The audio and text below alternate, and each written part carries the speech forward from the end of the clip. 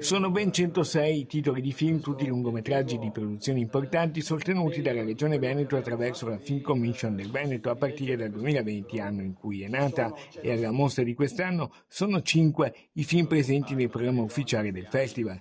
È quindi il Veneto grande protagonista dell'82esima Mostra internazionale d'arte cinematografica di Venezia, che pur parlando tutte le lingue del mondo ha anche una forte caratterizzazione nostrana. L'impegno della Film Commission nei 5 anni di intensa attività è stato illustrato con modestia ma anche giusto orgoglio dei promotori. La Film Commission che io ho voluto è una Film Commission che investe circa 6 milioni di euro all'anno.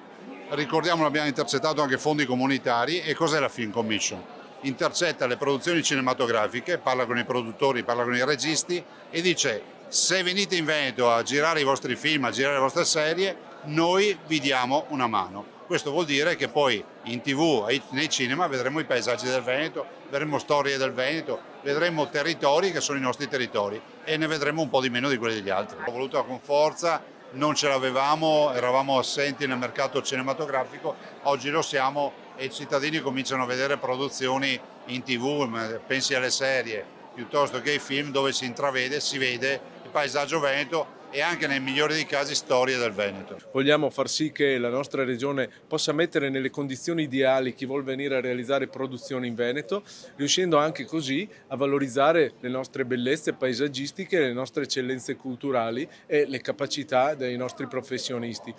Siamo sempre più convinti di avere una strada che ci vede con delle grandi opportunità e la Film Commission in questo ha fatto un grande lavoro, tanto che quest'anno abbiamo ben 5 film in concorso alla Mostra di Venezia che sono stati sostenuti dalla nostra Film Commission regionale. La presentazione è stata anticipata dall'accensione delle torce olimpiche di Milano Cortina 2026. Hanno presenziato all'incontro anche il presidente della Biennale Buttafuoco e il direttore della Mostra Barbera. E in concorso a Venezia arriva proprio Duse, girato molto in Veneto e a Venezia con regia di Pietro Marcello e l'interpretazione di Valeria Bruni Tedeschi. Quando si parla di cinema si parla forse un po' troppo di risorse, no? Di finanziamenti, perché ovviamente c'è bisogno anche di questo, però la parte importante è vedere la disponibilità della popolazione, il fatto che tutti coloro che sono stati coinvolti nelle produzioni cinematografiche, audiovisive, sono stati sempre aperti, non hanno mai protestato, non hanno mai contestato l'arrivo di tantissima gente, perché c'è un indotto enorme. Nel 2026 è stato annunciato proprio oggi la nascita di un fondo. Nel 2026 aprirà un fondo sviluppo, cioè la prima fase,